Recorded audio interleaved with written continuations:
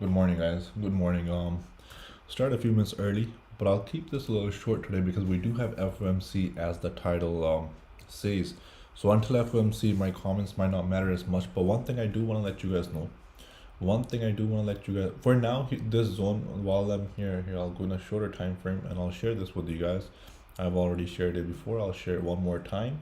This zone right here, you can play as much as you want to for now, and this zone right here. These two strongs are protected between these two zones. This area in between right here, option this here is a very strong support, and this right here is a very strong resistance. All right, the options flow, the options where the way is placed right now is like a bouncing thing in between until we get certain direction from the market or a big direction towards one side. All right, and so if I go on the daily chart, we do have 3700 as our put wall. I really do want to get long market. Even here, I'm kind of thinking that maybe I should buy some calls, but I don't want to because there's something called data, which I love, which I follow a lot, and it's usually accurate. So if the rally does happen here, I'll simply miss it. That's just I'm not telling you to miss it. That's just me, like my own. And then we have this zone roughly right here where I would want to take my some short positions if we do reach up here. Right in between here, I don't want to make any guesses. I don't want to make any bet. Right, I'll just be gambling with my money, to be honest, because unless you know something, you have another deeper understanding of the market. I understand, and maybe I lack in that part.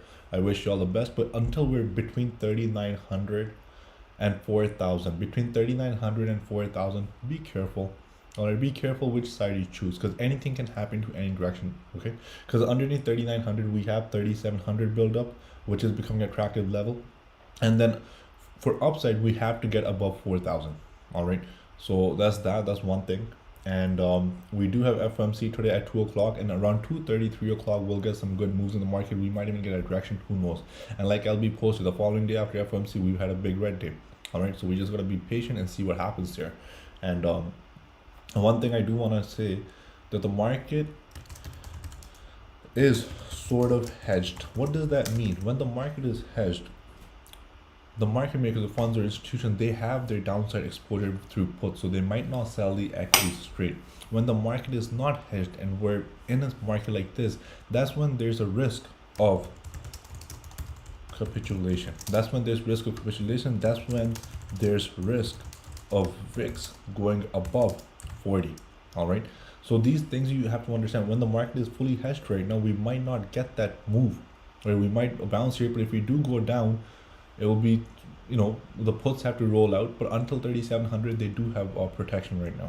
It becomes harder for the market to fall when the market is hedged. Like, it will fall slowly, but we won't have that drastic fall all of a sudden. Okay, just know this. A little small tip I want to give you guys. And Tesla, what a beautiful play. What a beautiful play. I took my profits on Tesla shorts yesterday, which was amazing. We had spreads, right? From 17 to 23.30. That's not bad. I'll take that. That's $6 increase. That's $600 increase per spread. That's a lot of money, right? Not looking at the percentage there, just the monetary value. And we are approaching support here. There is a lot of strong support at 600, and then also 615 before that. All right, but 600 is super support for short term. So around 600 we might get a bounce. We should, I hope we get a bounce if we do get to 600. If we break through 600, we hold underneath, then it just gets ugly. Not just for Tesla, but for the entire market. Two stocks that I'm watching. One is Tesla, if it gets under 600, and the other one is Amazon. Amazon under 2050. Amazon under 2050. Under 2050 hold. Market will not like it. They could. That's when SPX has a chance to go towards 3700, I think. All right, so certain key levels I'm watching in Tesla and Amazon. All right, and if these two lead, Apple will also follow now, because Apple, we've seen lately, has seen a big move, right? A very fast move down all the way from 163 to 132. It was very fast, right? And now we want to see what happens here. Can it continue staying above this 135 zone? Can it continue holding this zone? Because if the market is truly weak, or if we do get the proper weakness, then we can obviously flush through. But again, today it all comes down to one thing only, which is FOMC. FOMC minutes, the Fed minutes. All right, so we see what the minutes are, what they say, how hawkish or dovish they are, and based on that, and depending on the action today and tomorrow, we might know which way we're going. And the best action, the best trending day that tells us after FOMC is Monday. So Monday, and Monday is a holiday, right? So just know this also. So this Monday is a holiday. So on Tuesday, we'll know which way the market actually wants to go, to be honest, for that short-term direction. If Tuesday is huge red, 3,700 should be on tap. If Tuesday is green, we could definitely rally towards 4,200, 4,300. All right. And I posted some notes on the Gamma through Gamma Lab and Gamma Gang. So please do watch those. They will help you a lot. Understanding. If you don't understand these words, because you will come across words like this.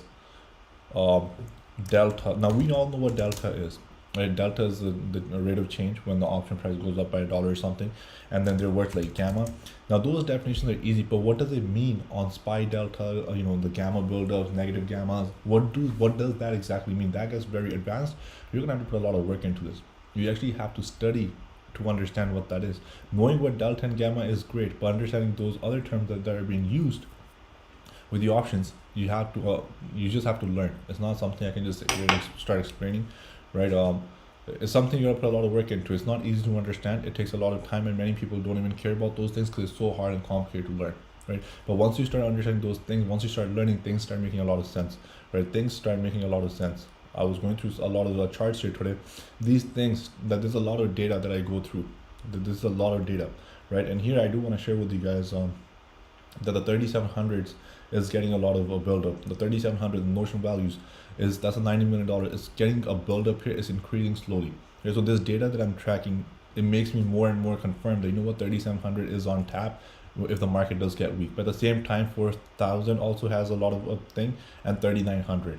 And then not even 3800. After 3900, the reason we don't talk about 3800 because we're likely to get 3700 if we do break to 3800. There's so much data to follow in this market, so much to study. These are the things that I go through every day. All right, there's so much. This is just very tiny, but there's so much, right? It's up to you how much work you want to put in.